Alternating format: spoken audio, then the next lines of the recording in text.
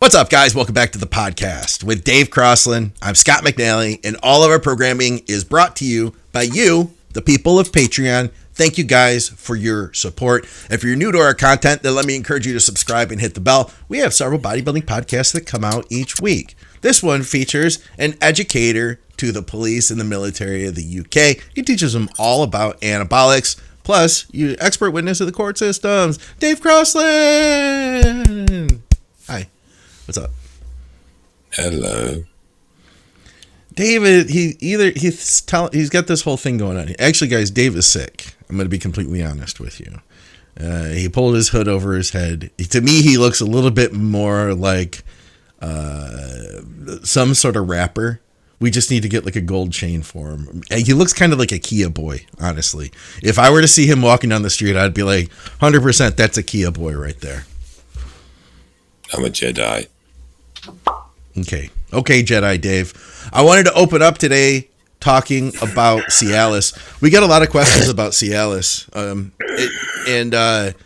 it's become more and more popular as an ancillary to bodybuilding. People are using a low dose for blood pressure.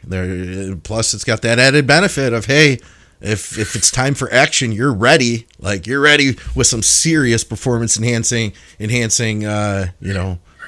bedroom time, PEBT, and also it is great with nitric oxide. It's a great vasodilatator. Would you call it? Yeah. I mean, I think originally it was popularized more as a pump agent in bodybuilding, but I think since then it's remained in use for blood pressure. And for heart support, and also obviously for its original intention when manufactured, which was woodies. Yeah, is that what it was originally made for?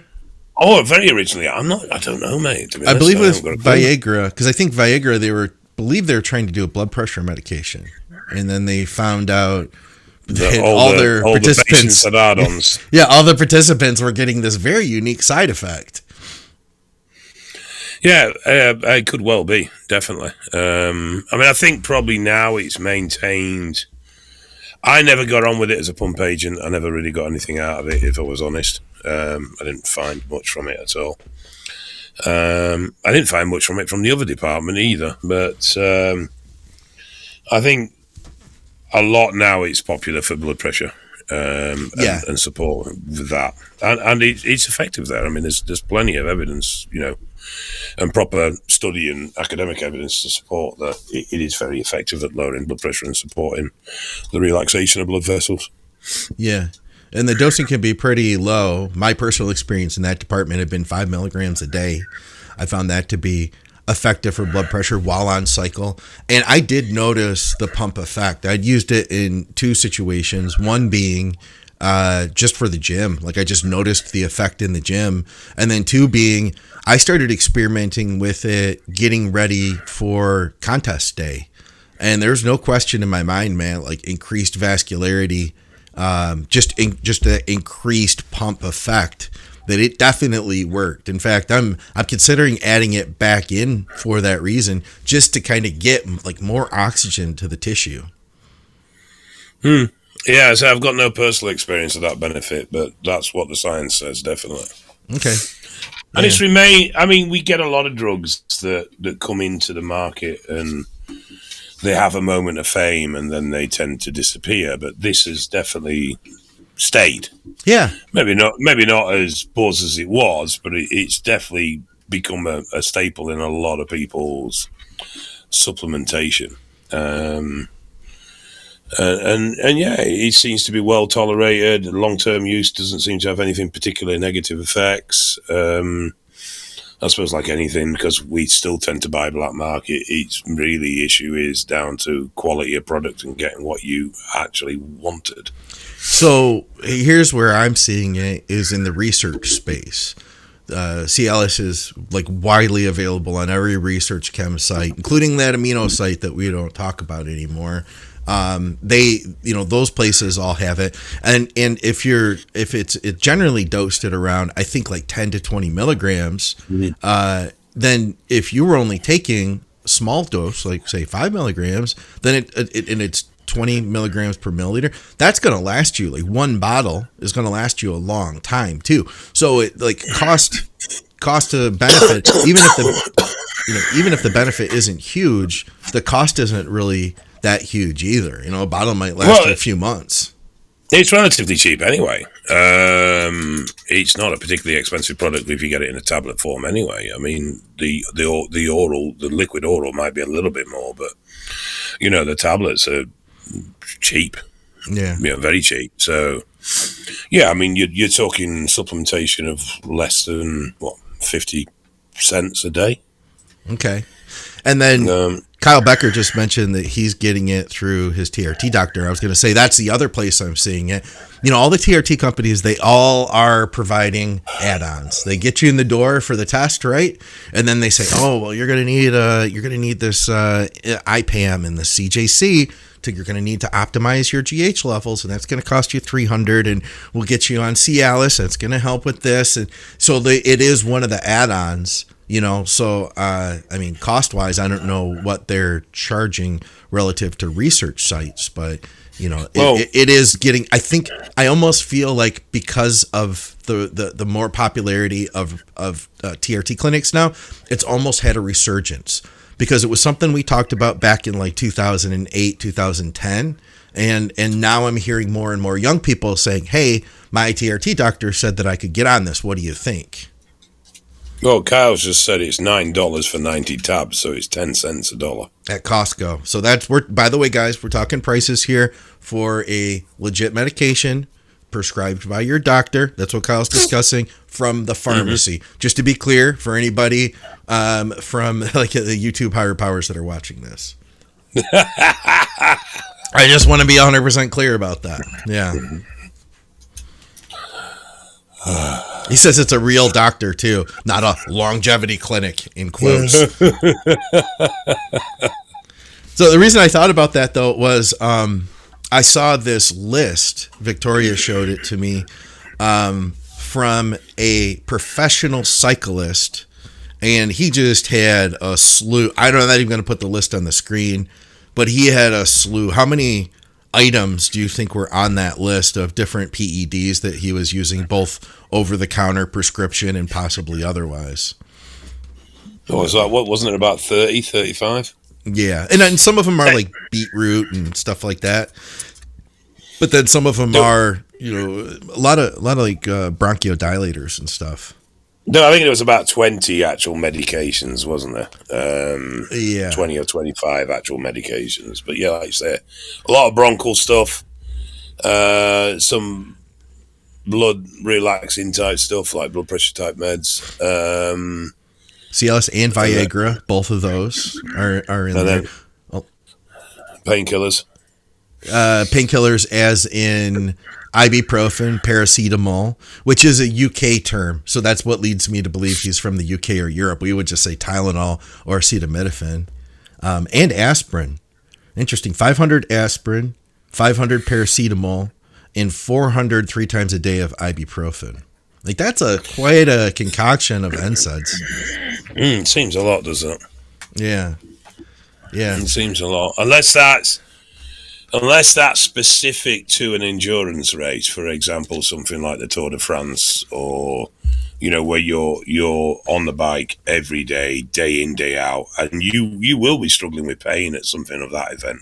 I bet you that's what it is, Dave. I bet you this is kind of like his peak dosing, at that time. Yeah, I can see an event like that where you're cycling sort of 20, 30 days on the trot. Yeah, I could see an event like that requiring regular pain medication. I don't see I'm struggling to see a benefit for it in a training scenario, even with cycling and the endurance work they do. I'm still struggling to see a benefit of that. Because, I mean, that sort of long-term exposure to painkillers over years is definitely going to have a very big negative impact on kidney function. Yeah, I would, and I don't have the background on it, but that would be my guess. But yeah, back to the Cialis. He had 20 Cialis and 10 Viagra per day, every day, which I'd consider like that's for us in general. Not only like guys at the competitive level, but a lot of guys are just recreational bodybuilders that I think are in the gym. That's the vast majority of people that are kind of looking into the PED space, right? Because there's just a lot more of those people. That would be overkill. I would, if I were to pick one or the other for pumps, I would pick the Cialis. It has a much longer half-life than the Viagra too. Like it's what do they call it? Go ahead. I was just thinking that's a dangerous concoction when you wear Lycra for a living. Yeah. That's a mistake though, because I remember people used to say back in the day, oh, so you take Cialis before a contest. Aren't you going to be afraid that, something's going to move down there when you get on stage, and it's all, I know you're joking, but I'm sure there is somebody out there wondering that right now. It's not going to, how can we put it? It's not going to like increase your arousal. Yes, it's not going to increase your arousal. It's just going to make sure that you are quite capable of getting the job done if the moment were to arise. Yes. Do you like that term? You like how I did that? All right. Well, we have a lot of listener questions. There is so many of them, Dave. And guys, I want to personally thank Dave Stanley for joining us today because he's not feeling well. He is under the weather. You got a cold or something? What's going on? Or is this allergies? I don't know.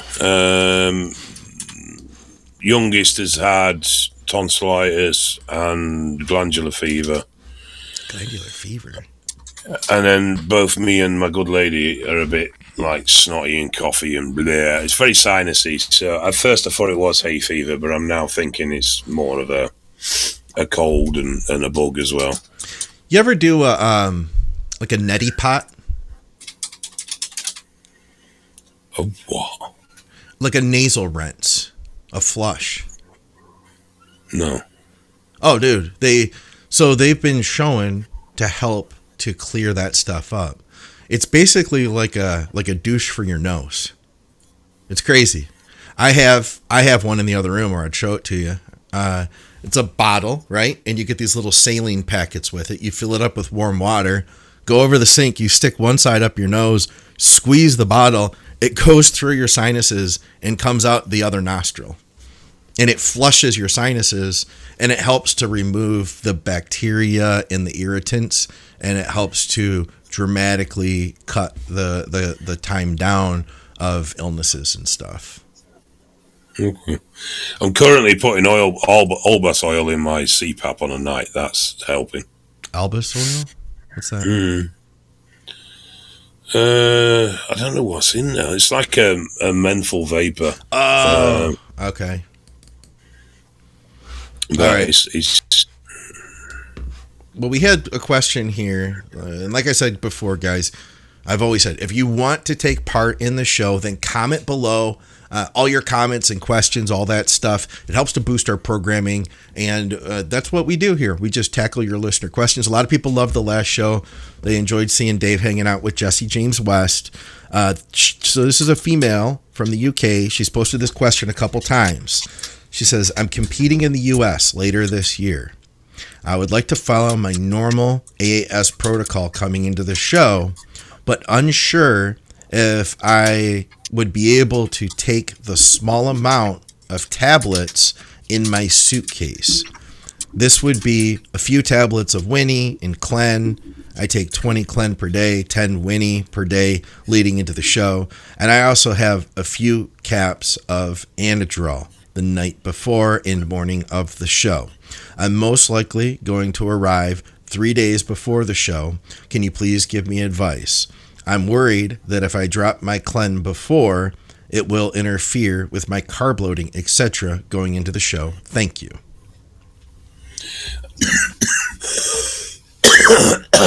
If you are discovered at the airport with Winstrel or Anova or Oxander or oxys, they will take them off you.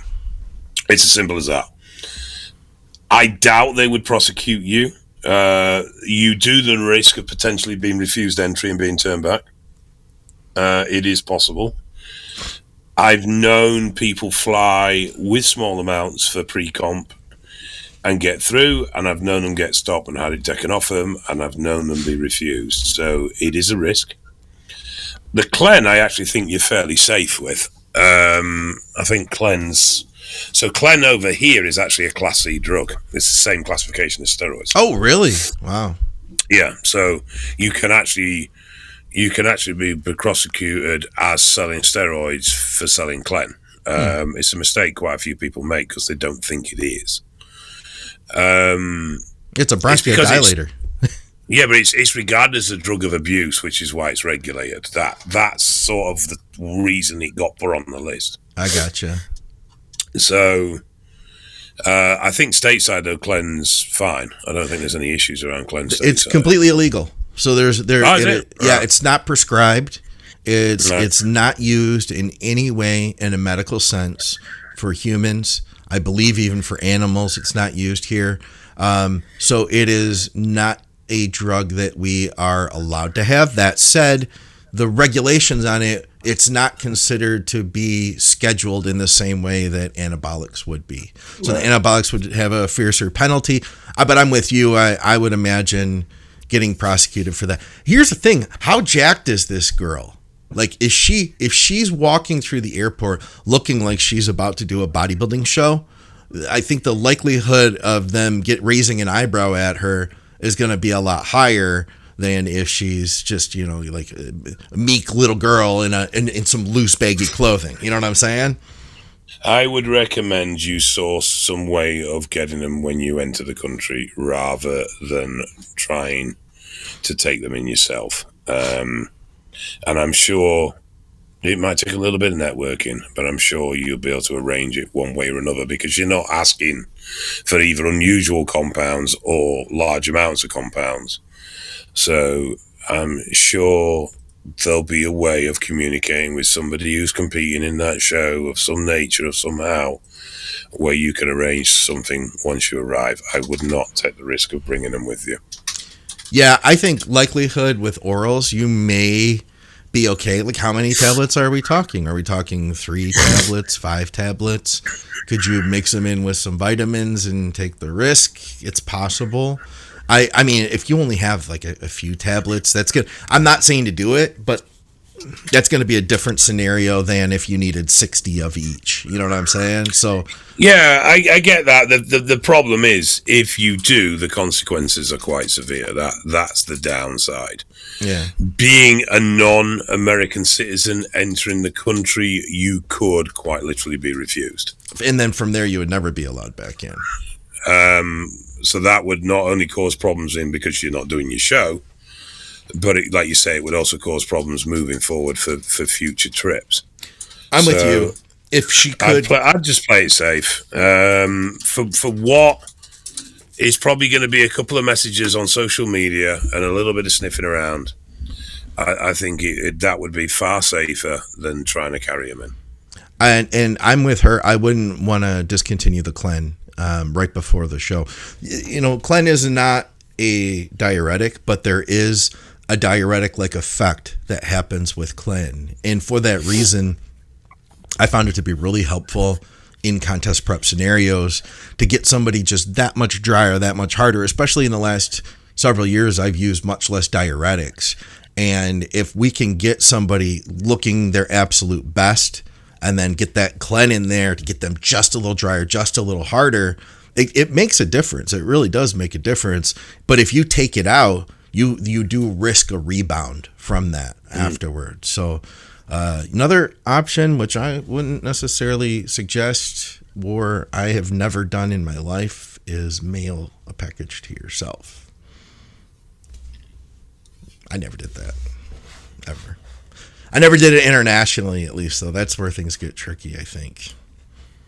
Mm-hmm. All right. How about this one? And we'll try to power through these, get Dave out of here. Question for the next episode. Big Dave said he conceived while on full cycle, and there are plenty of other examples of bodybuilders also achieving this. I wondered if he was on Nolvadex at the time. From the small, and I repeat, small amount of research I've done, it seems like Nolvadex and Clomid can have a positive effect on fertility. So could it be the case that a mild, heavy cycle with these supplementations would help to keep the boys swimming? Thanks in advance. Massive fan of the podcast, and it's a highlight of my Monday. In my personal scenario, no, not at all. Wasn't on anything like that. Okay. Nolvadex and Clomid obviously block ERs at the hypothalamus and the pituitary to try and stimulate signal production, which is why they're used in PCT. However, there is a localized restriction process. There are inhibins within the testes that react to total testosterone levels, and as a result can locally restrict any sort of production. Is it possible to maintain some form of signaling? Yes, I would suspect to a small extent there is, but you're always going to have this suppression going on, and a compound. And the thing is, both Nolvadex and Clomid are not totality in their shutting off of the ER at the hypothalamus or the pituitary either. So they don't shut it off completely. So you're still going to get some suppression. But the main mechanism for fertility whilst on cycle is the elevated levels of testosterone directly stimulating the serotonin cells in the testes and causing sperm production directly. Follow-up question from our listeners. If you were to conceive while on cycle, is that going to have any damaging effects to your baby? AKA, how jacked is your trend baby going to be? This is actually, now I surmised this probably 10 years ago. And from a little bit of anecdotal research, and it was rough research. It was just basic questionnaire stuff and things like that, and just generally talking to people. There seemed to be a trend towards children that were born of either a paternal and I did actually speak to a maternal who was on anabolics at the point they conceived. That their children did seem to be developing quicker, intellectually wise. Really? Now, when you look at the effects of testosterone in fetal development, it does show positive impacts in cognitive ability and hand-to-eye coordination and a few other aspects, but it also shows an increase in the willingness to take risk. Now, the argument at the point where I left looking at it was that is a child born of anabolic using parents, or at least a paternal anabolic user, more likely to take risks because it's genetically coded through a change in RNA expression through the use of anabolics in conception? Or was it a learned or genetic coding from the parent because the parent had already displayed a willingness to take more risk right. Use anabolic in the first place? So I got very poo-pooed at the time when I suggested that there could potentially be not a change in DNA, but a change in the strength of the expression. So basically, 2 words, super babies. Well, now it's a positive and a negative, because what I had found was that there is the risk of children, and this was based on the children that were born of anabolic parents did seem to have a rapid progression intellectually. Like I said, they also tended to have disruptive behavior. Super babies that you can't stop. Well, this seemed to be based around the fact of they required more stimulus than an average kid. So if they weren't focused and stimulated, their behavior would turn disruptive, pretty much out of boredom, because life just wasn't stimulating enough for them. So There's no real factual stuff. Anyway, I expressed this one day in a conversation on social media and got ripped apart for it. I bet you did. And one of the people that was ripping me apart, I won't mention any names, tagged somebody else into it who was a researcher, I believe to do with cancer, or had knowledge around cancer research anyway. Okay, so no research on super babies. And he then messaged me privately, having looked into it a little bit more, and said that he felt there was actually potentially some merit to it. Huh. There was some studies on cells around cancer use and such like that had suggested that there could be these expression changes. And that there was not evidence, it wasn't that strong, but there was potential for the theory to have some merit and warrant some further investigation. All right. Well, listen, I'll find the next question here while Dave sorts things out. You got a call over there or something? You got somebody pulling up? I've got some fucking thick cunt that can't work a gate and walks through it when it's trying to open and cuts the safety sensors off. Oh, so when he cuts the safety sensors off, what happens? The gate stops, and then he's trying to squeeze through the gap that isn't there because he walked through it. Can we get some video of that? Oh, honestly, mate, the amount of people that struggle with my electric gates is unreal. Okay. But yeah, so in short, I still personally believe there is the potential, and I'm not saying it's necessarily negative or positive, but there is a potential not to change the child's DNA, but to potentially increase or reduce certain levels of DNA expression on genetic traits that already exist.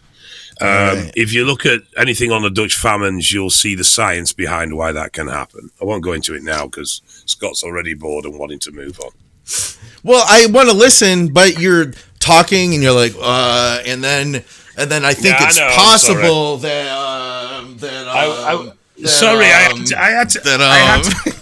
I had to deal with a window licker of a frigging delivery driver. Oh, he's a delivery driver. Yeah, he should be sat up back at short bus. What if he watches this, listens to the show? What if that's what he does on every Monday? He's going to be really upset at you. You're not getting any more packages at your house. Well, then, look, you dumb retard. Wait till the gates open, then try walking through them. All right. Guys, we can't stop Dave from saying things like the R word. All right? The British, they're different people over there. Can I get my estrogen tested at eval? I'm on Letro, Mast, and Primo, and I feel like my gyno's getting worse. I just don't understand why I aromatize so much. I would have thought aromatization would be friggin' impossible on that. You're smashed. Yeah, that's. You know what? This is. I have this with a client, ex-client at the moment, but I no doubt they'll be back. Estrogen levels below mid-range. Rampant gyno, even though he's had surgery. Yeah. And I'm sure you've looked at things like prolactin, progesterone. Yeah, everything. DHT. And it's just like, how... Estrone. But the problem is we don't have that testing facility, do we? Well, not easily. But it's like...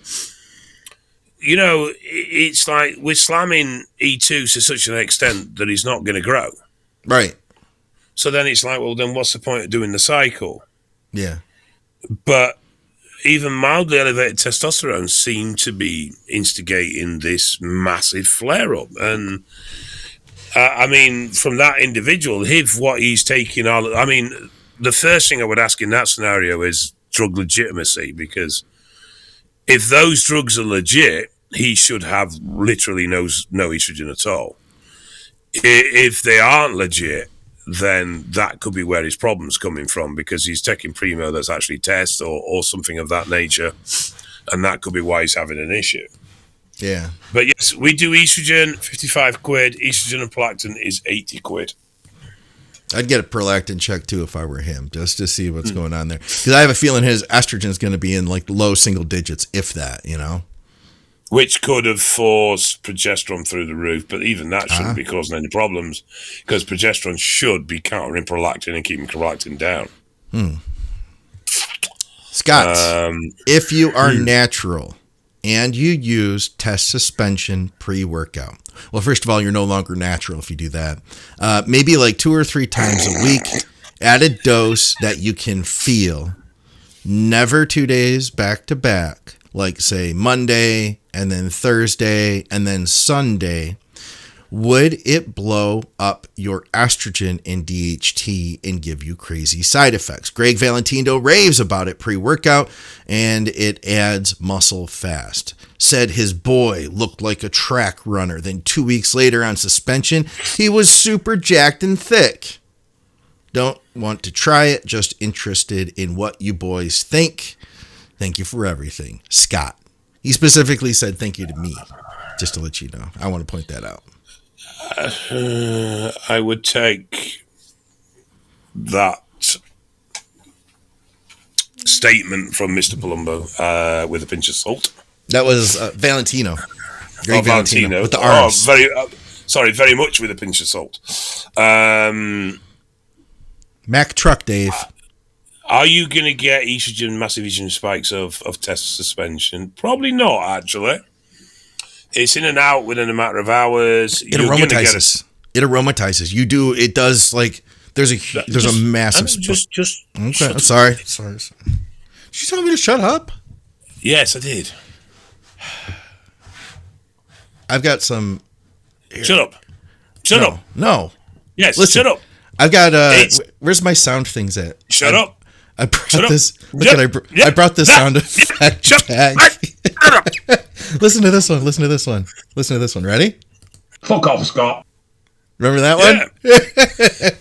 Right. So it's very, very fast acting. It's got a ridiculously low half-life of a few hours.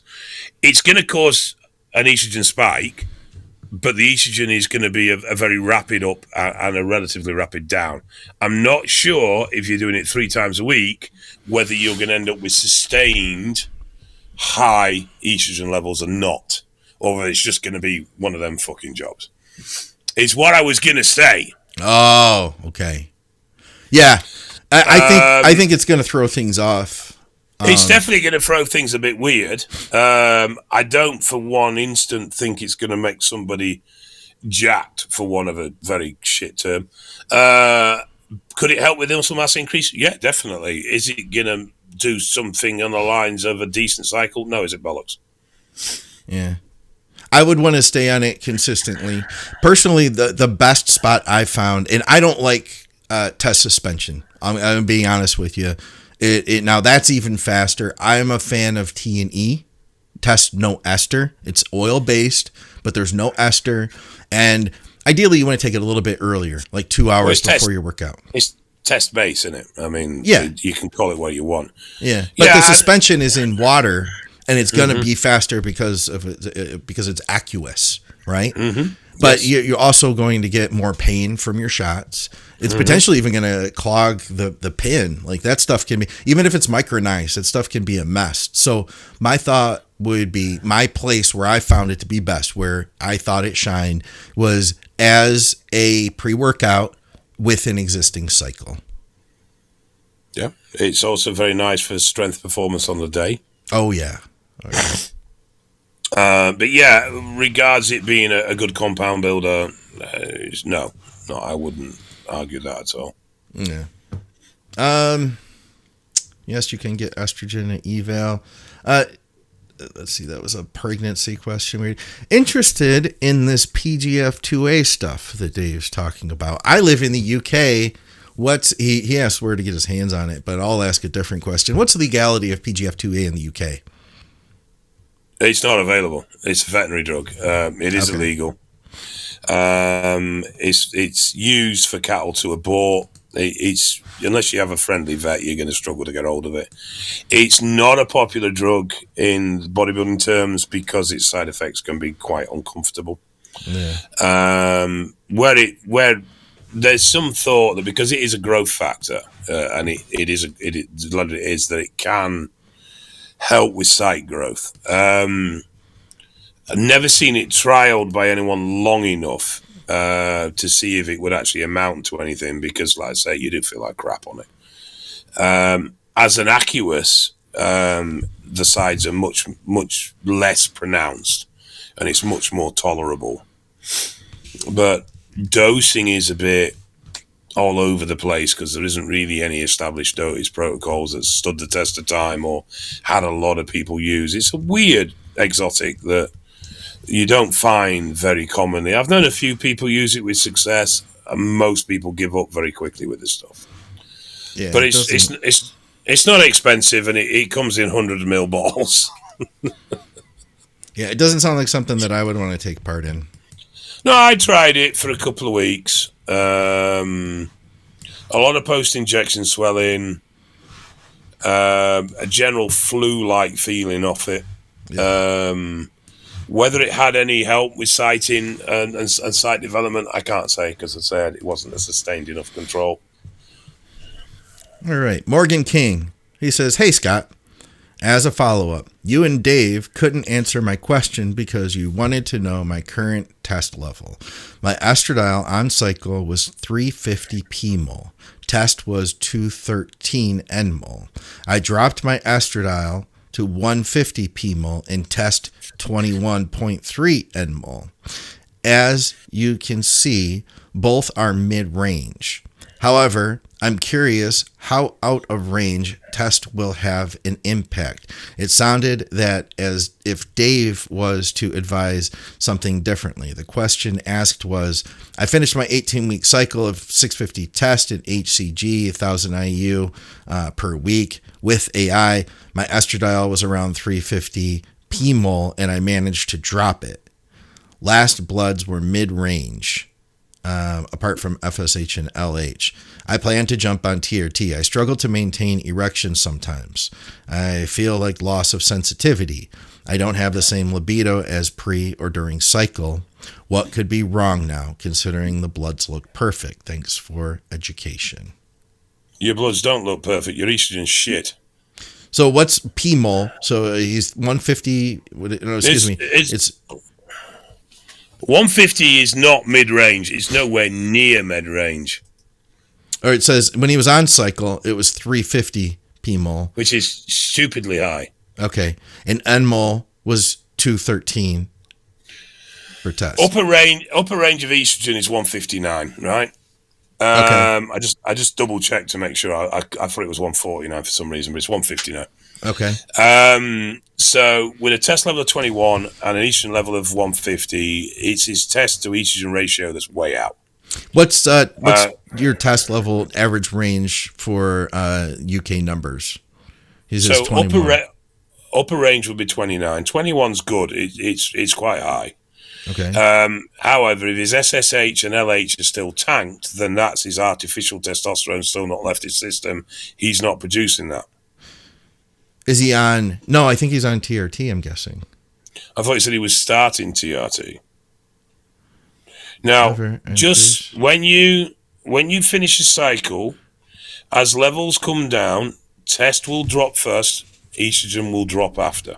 Right. It is very common to have a couple of weeks post-cycle where libido drops and things are a bit out of whack because your test is coming down quicker and earlier than your estrogen is. So your test to estrogen ratio goes out the window. And you will be estrogen high and test low in the relativity towards each other, not necessarily in the ranges. But the upper limit of estrogen is 159. So an estrogen level of 150 is high. Yeah. And it's disproportionately high to where his testosterone is. So his testosterone is bottom of upper third, his estrogen is upper third. So that's what's going to be affecting his libido, is the difference between those two markers, not particularly where they are in range, but where they are in relation to each other. If FSH and LH are still suppressed, that's what I took from what he said, then that's the remnants of his cycle that still haven't left his body. A week from that result, should see him being in a position a week to 2 weeks from that result, should see him in a very good position to start his TRT. Yeah. But there will be a week or two of overlap where the estrogen isn't quite settled.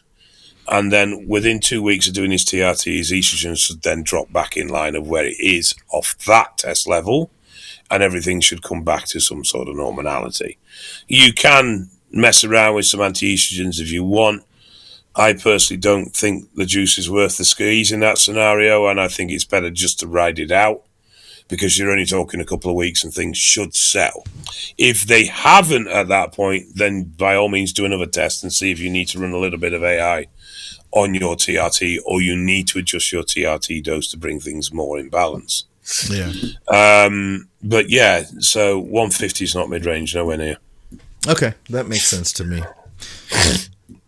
Thank you guys for the information and fun podcast. Question for the next episode. Would I be TRT dependent in time if I do one cycle per year? Say 500 milligrams a test for 4 months. The stats show 6 to 8 cycles usually results in someone becoming TRT dependent. But it is very much person based. I've seen people that don't shut down on 250 milligrams a week, and it's legit, and the test levels reflect it, but they're still producing FSH and LH normally. I've seen people shut down on 10 mg of R.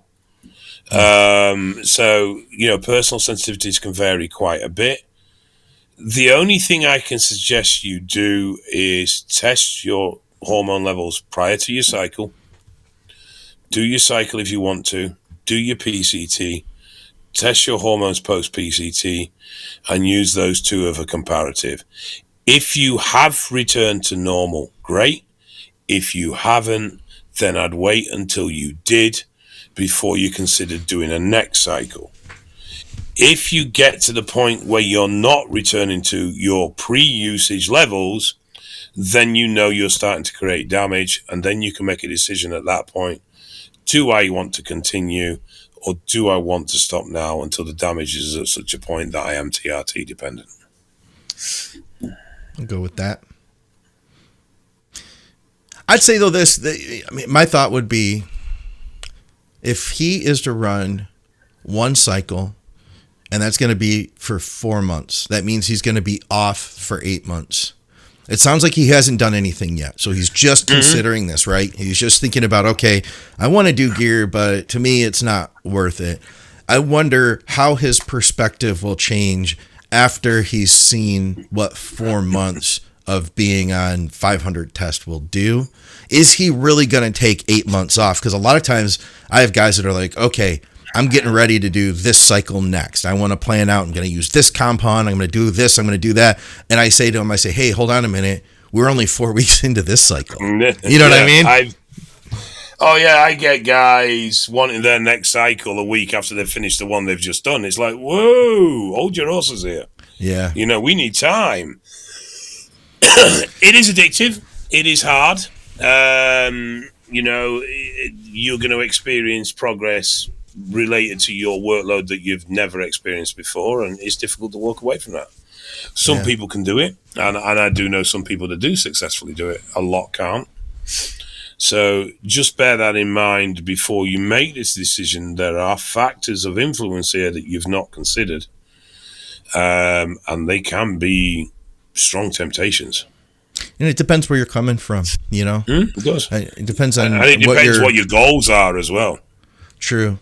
Yeah. I mean, it sounds like right at this point, at least, his goals are pretty modest. He'd probably be happy to get what he could out of the one cycle. But after you get that, then we get greedy, and our perspectives change. And we say, oh, you know what? I'd actually like to be 30 pounds heavier than I am right now. What do I need to do? If I could gain 8 pounds and 10 pounds in this cycle, man, I could just do this 2 more times. I'm going to be 30 pounds up. This is going to be freaking gnarly. I'm going to do whatever it takes. Dave and I both know a guy, unfortunately, rest in peace, just passed away recently, who he really struggled with the notion of coming off. And even when he knew that his labs were absolutely atrocious, terrible. It didn't change his perspective on what he wanted to do, right, Dave? No, worst I've ever seen. Worst I've ever seen by a mile. To be honest, based on his labs, I'm actually surprised he hadn't passed sooner. It's not what he wanted. It's not that wasn't what he thought was going to happen. You know what I mean? No, he could not walk away. He was a deeply troubled individual in that sense, and bodybuilding meant everything to him, and physical development meant everything to him, to the point where subconsciously, if not consciously, he was willing to lose his life for it. And it wasn't that he hadn't had warning signs. It wasn't that he hadn't had information that he needed to stop. He was aware of this 2 years ago, and he'd been told by, it would appear, several people he was speaking to that it was a done deal. He talked with Skip too a couple of years back. Skip told him the same thing. You need to stop, mate. You're going to end your life here if you don't. And he continued, and unfortunately, it came to that. I mean, the only thing I can say is, apart from his rest in peace, is that he is hopefully at peace now, because he wasn't. I mean, or he wouldn't have been doing what he was doing to himself. And it's sad. But it is sad, but it is a reality of what can happen. And it's not, the drugs have an impact here, but the culture has an impact here as well. The lifestyle has an impact here. We're all massively influenced by our peer exposure, and unfortunately our peer exposure now is 24/7 all around the world through social media. Yeah. All right, how about this one?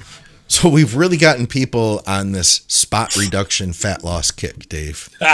We really have. Like, they're really thinking about it hard now. So the next one, question for the next episode, as you guys made me curious talking about spot reduction. If I would go in for liposuction and they removed fat tissue from my love handles, can regrowth happen in the same area?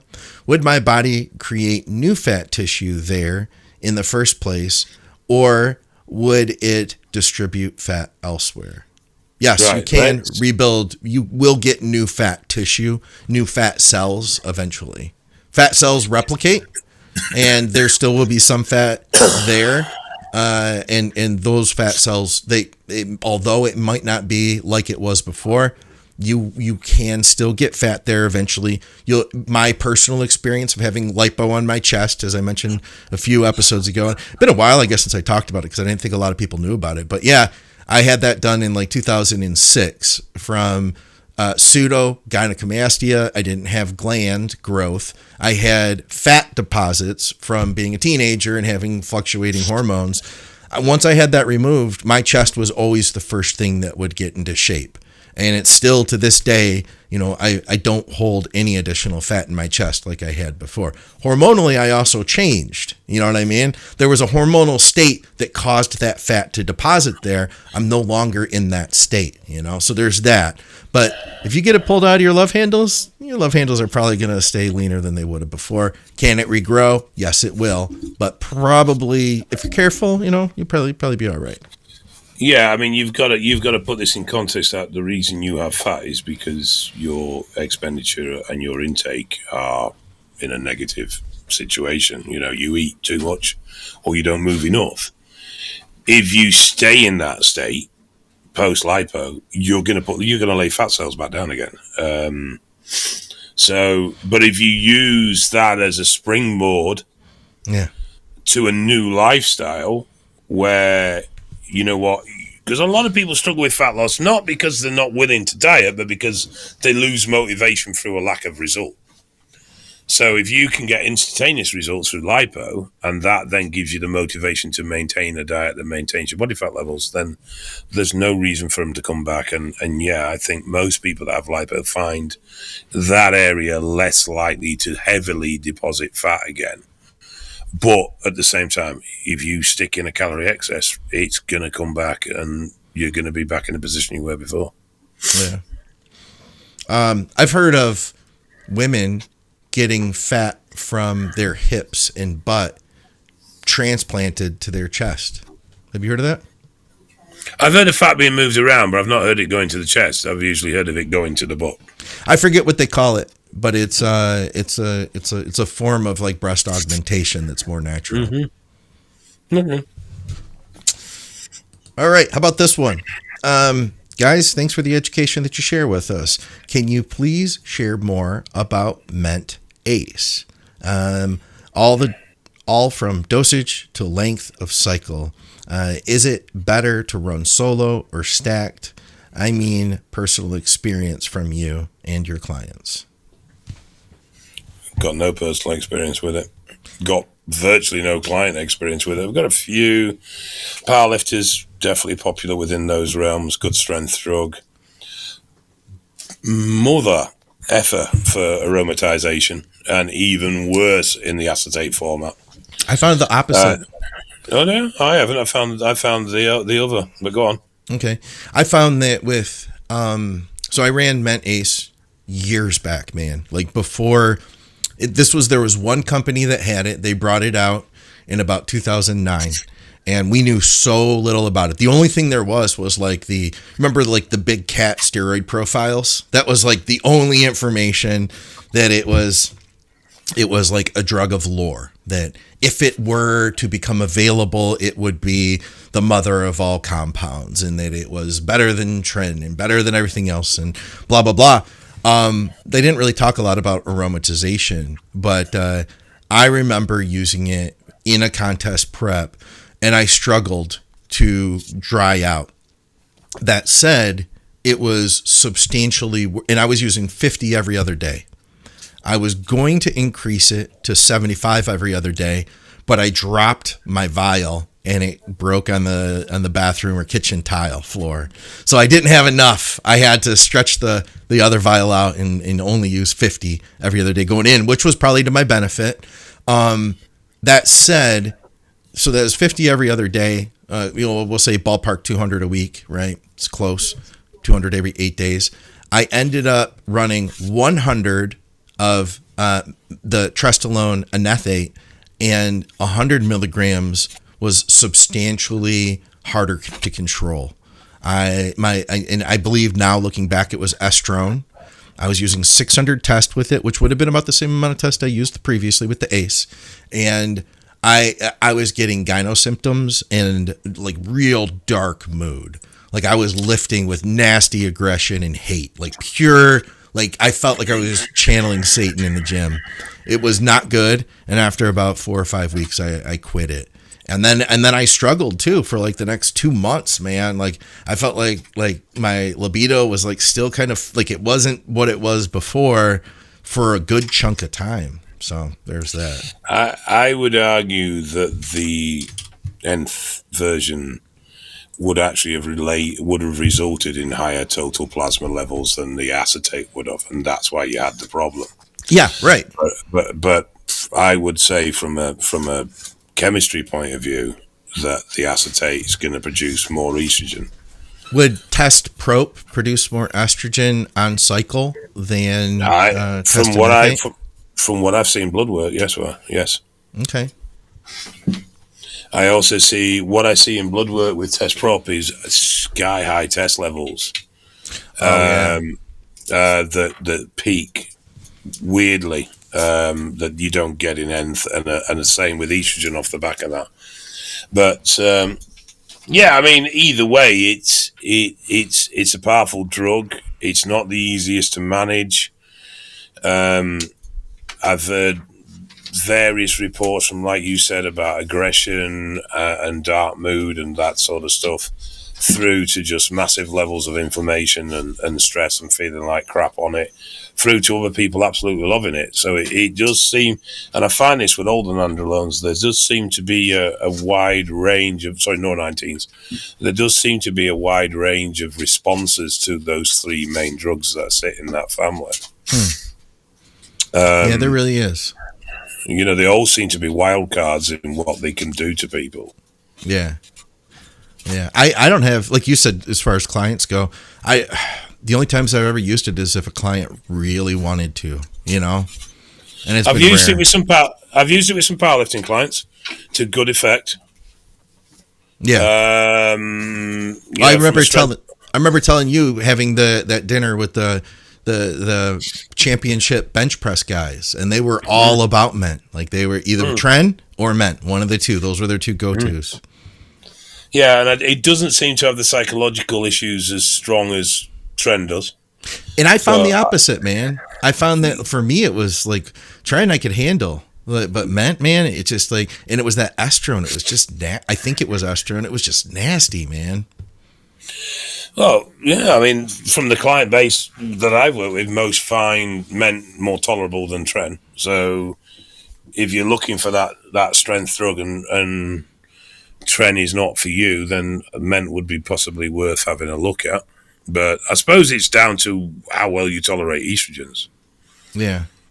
That seems to be the deciding factor with it. Some people are more sensitive to estrogen from a mood point of view than others. Yeah, Tren Ace I could handle, and I had taken it up to a pretty decent dose in my day competing. But in Ment Ace was okay, but Ment Netty was long-acting Ment, man. That was, even at that lower dose, it was not for me, that's for sure. I'd never want to do that again. I think that it set me back in a way. I got strong as hell, but all right, we'll wrap things up here, guys. But I do have one more thing. We talked about this a little bit last week and the week before. We got something special here for you guys. I wanted to talk about, and Dave actually did some homework too, so we'll cover that. But check this out. Let's see here, guys. I got a little something for you here. It's a little TV commercial. Love a Readly good read? Enjoy magazines? Then download Readly and try it free. With over 1,500 magazines for £7.99 a month, have your favourite magazines on your screens. Anywhere, anytime, anyone. Readly for everyone. Use Readly across 5 devices. What? Who is that? Guys, for the audio listeners, it's Dave Crosland with a full head of hair and a barber chair. Share it or keep it to yourself. And a Pussycat t-shirt on. You can read Yeah. $99 a month. Dave, did you bring that t-shirt? No, they gave it me. It was part of my costume. Did you get to keep it afterward? No, they took it off me. Did they really? They should have given you the shirt at least. It was so tight, mate. It was cutting a circulation. I can see that. Arms. It looks like must have been like a double X or something. It was so tight. Oh, it was almost painful to wear. So the hair thing, what was going on there? What is that? So my head was completely shaved, and I had a wig on. Okay. This barber's supposedly reading the app over my shoulder, and as a result, shaves a big chunk of my hair out. Yeah. I had to go to this wig shop in London, and the guy that owned it was as gay as you can be. I mean, so camp, so flamboyant. Yeah. He took matching this wig to me very, very seriously. I mean, I would believe that was your real hair just by looking at this. So he literally he styled. You know, he had me for probably an hour and a half, different wigs, trying to match the tone so it matched my eyebrows. Obviously, he knew my beard's a different color. And then he styled it, and it just went on and on and on. But he was just so flamboyant. It was a lovely guy, but he was so flamboyant. It was hilarious because it was just—it's like it's some out of a film. You know what I mean? You go to the wig guy, and he just happens to be an absolute screaming queen in every aspect of how he acts. It was just so funny. I mean, he was an absolutely brilliant guy. He was an absolutely lovely fella. How long did this whole thing take to shoot?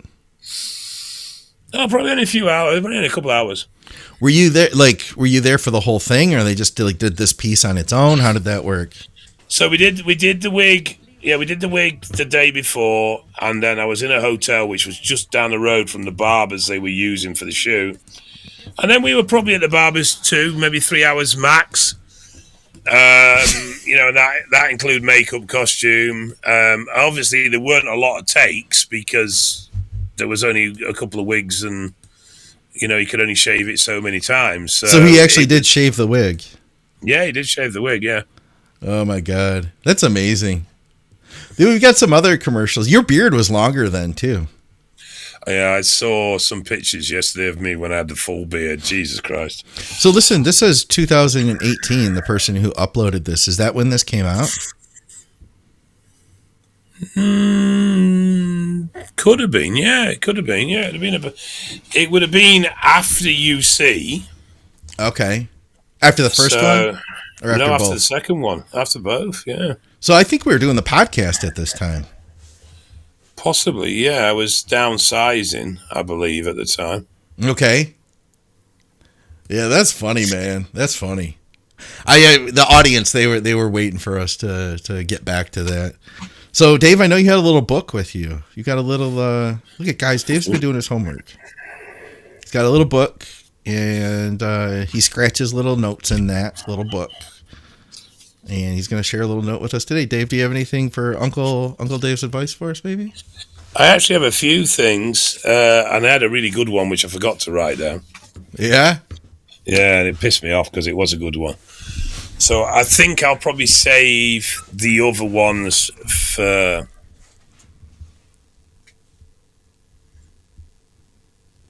Dave can't read his own writing. No, I can't. You're right. So, yes, I know what I was going to say now. I just had to take a minute to try and get what I was actually on about when I noted that. Okay. Life changes. The problem is usually a case of that we don't. We get set in a mindset. Have you ever... You meet someone who lives in your town, but you've never met them before. Okay, so you meet them, you find out their name, you get to know a little bit about them. Now, you live in the same town, you have done for 10 years, never seen this person before in your life. Okay. And then you see him again 2 days later. Then you see him again a week later. Then you see him again a couple of days later. It's not that you've never seen them before. It's that you've never paid attention to them before. Yeah. You didn't know them. You hadn't met them. They weren't on your radar, so you weren't looking for them. Yeah. They just blended into the background. NPC. Life's very similar in a lot of ways with the circumstances that we find ourselves in, the opportunities that we find ourselves in. If we are negative and we feel negative and we expect negativity, that's all we're going to see. All we're going to see is problems. All we're going to see is roadblocks. All we're going to see is speed bumps. We're not going to see opportunity. Life isn't giving you a bad deal. You're looking for it because you're expecting it. If you start to look for the positives, you will see them. You will see the opportunities. You will see the chances to improve. You will see opportunity to further yourself, to make good on things. Doesn't mean you're not going to get shit. Doesn't mean crap's not going to happen. Doesn't mean your loved ones aren't going to get hurt or pass away. But it means that you will seize opportunities when they arise instead of missing them because you're too busy looking at your feet, feeling sorry for yourself. Yeah. And life can do that to us, you know, it can hit us hard. And once we're on a downward spiral, it is difficult to look up. It is difficult to see the goodness, but it is still there. And it's there. It's just a mindset. How we go through life, how we perceive things in life is very much down to our state of mind. Life doesn't change. The world's not changing. The world's not ganging up on you. It's just how you're choosing to perceive the events around you. You know, and you just, if you start looking at things with an appetite for opportunity, with positivity, you'll see much more opportunity than you ever thought possible. Yeah, I'd agree with all that. Look at that. When you actually put your mind to it and you write something down, you can come up with some good stuff, Dave. I've got a couple of other ones as well for next time. Did you write down keep swimming? No, I wrote down Ferrari. Ferrari? Is it like you just have like one word, and then when you think about that word, you remember what it was about? Generally, with most things, yeah. But yeah, I confuse I confused myself with this one because I wrote more than one word. And I was like, what the hell am I on about? Well, if I just put 2 words, I'd have known what I was on about. Guys, Dave wrote Ferrari down like a week from now when we do the next one. He's going to look at it and be like, I wrote Ferrari. I don't even know what I was thinking about. Oh, I know what I'm thinking about. Okay. I can tell you now if you want. No. Well, save it. But we appreciate the tracksuit. We like it. It's is that what do you call it? Is it a smoking jacket? So this is my lounge suit. This is from Monster Clothing, Monster Factory. Do they sponsor you? No, but Amy and Mick are good mates of mine. And it's like it's quite thin, and it's like a square cut top, zipped. Yeah. You know what it would, and it's all oversized. This would be really good, sort of as a cover up for shows and stuff like that. It just suits that sort of environment. Okay. And it's really comfy. I look a sad twat because I've got a matching top and bottoms on. You have the bottoms on too? Yeah. Can we get you a grill? Oh, it looks like a very comfortable outfit, actually. It is. It's I can't get in camera. We get the idea. Oh, he's breaking his microphone now. Dave is guys. You can't take Dave anywhere. No, it's lovely. I genuinely really like it. Guys, okay, anybody who supports the Patreon, I'm going to take all that money. We're going to invest in a diamond-studded grill for Dave for the next episode. Don't lie, he's already spent it on drugs. Yeah, you got me. All right, guys, we appreciate everybody tuning in. I didn't mention it at the beginning, but you can go to Strom Sports Nutrition and you can get some really awesome supplements if you're in the UK. Check them out over there, and they don't have a code, but you can write something really lovely in the notes. Like when it says add notes to order, you can say something really nice. What should they say to Rich over there? Dear Rick.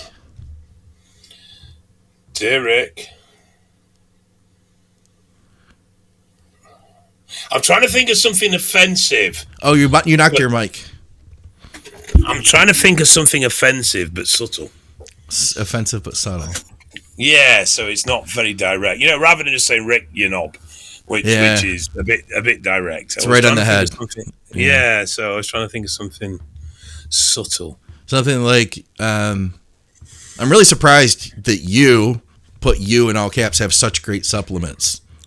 How about something like that?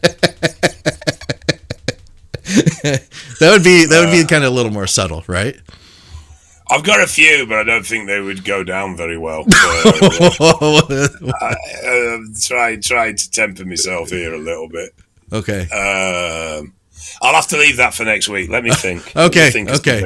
Guys, it's supplementsource.ca for Canadians. TrueNutrition.com. Use our code Think over there. I've been trying to get more consistent with protein. Easy way to get more protein is use some protein powder. So I've been adding 2 shakes a day. I'm using the Team Skip blend from True Nutrition. The toasted marshmallow, I think is the flavor name. It's pretty good. And of course, Patreon, like I mentioned. Thank you guys for your support. Guys, go to evalbloodanalysis.com. Get your lab work done by Dave. And if you're lucky, you could even get your lab work done literally by Dave. You can't set that up.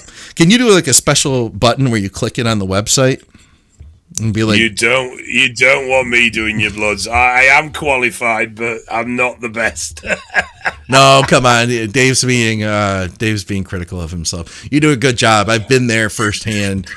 Seeing you take care of the community, as does your wife and family. Dave's got the whole family trained and certified too. And you've got people all over the UK, so they can stop in at one of your facilities. And the best way to do it is to go to the website. I get people all the time saying, like, how do I go to eval? Go to the website, right? Yeah, I appreciate that people sometimes want to ring us, but it is much easier all around if you go to the website. If you ring and you're reliant on me booking you in, there's a strong chance I'll forget to do it. Yeah, website, way to go. All right, guys, leave us questions for the next show and for another episode of Drugs and Stuff with Dave Crosland. We will see you soon. Thanks, Dave.